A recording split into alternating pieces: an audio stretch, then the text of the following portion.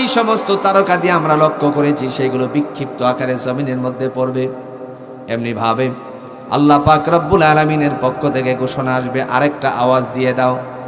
আরেকটা যখন আওয়াজ দেওয়া হবে, পৃথিবীর সমস্ত প্রাণীকুল যা আছে সবকিছু মৃত্যুর কোলে ঢলে পড়বে।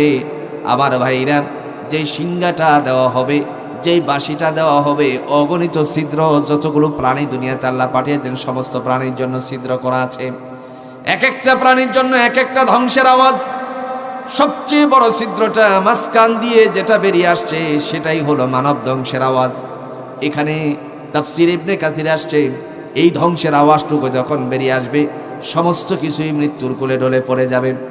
সেই সময়ের মধ্যে প্রথম নাম্বার আওয়াজে, ঝটকা আওয়াজের সাথে সাথে মহাপ্রলয়ে যখন হওয়ার পূর্ব মুহূর্তে মানুষেরা চলে যাবে, এরপরে বলবে আরেকটা আওয়াজ দাও। আরেকটা সিংহার আওয়াজ দেওয়া হবে। জমিন আর জমিন থাকবে না। এমনি ভাবে খাল বিল নদ নদী যা আছে সব প্রলয়ে পরিণত হয়ে যাবে, পানিতে পরিণত হয়ে যাবে।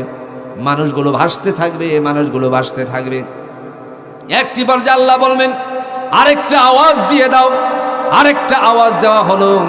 যতগুলো জায়গা ছিল, খাল, নদী, নালা এবং যেই সমস্ত ভিটা বাড়িগুলো আছে, এই উঁচু নিচু কোথাও থাকবে না।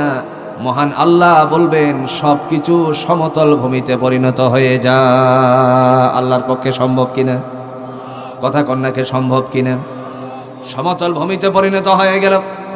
এর নিচে আমরা পড়ে যাব, কবরগুলি হয়ে যাবে। এর আগে যারা মারা যাবে, আমরা যারা মারা যাব, আমাদের জন্য তো প্রথমত কিয়ামত এটাই। এরপরে যখন মহাপ্রলয়ের সময় যারা যাবে সেইগুলো মাটির নিচে পড়ে যাবে। মহান আল্লাহ রাব্বুল আলামিন ডাক দিয়া বলেন, হে আমার ফেরেশতা, তোমার দায়িত্ব দিয়েছিলাম, তুমি তোমার দায়িত্ব পালন করো।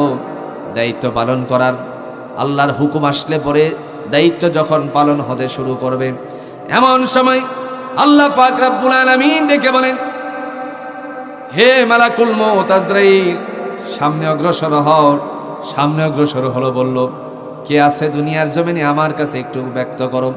মালাকুল মউত আজরাইল বলবে, আল্লাহ, দুনিয়াতে 5 জন ছাড়া তুমি সত্তা, আর আমরা 4 জন ফেরেশতা ছাড়া আর কেউ নাই, সব শেষ হয়ে গেছে।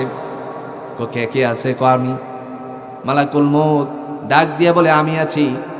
আর তোমার নবীদের কাছে বার্তা নিয়ে যেত সেই ফেরেশতা, নাম কি? রুহুল আমিন, জিবরাইল আমিন আছে।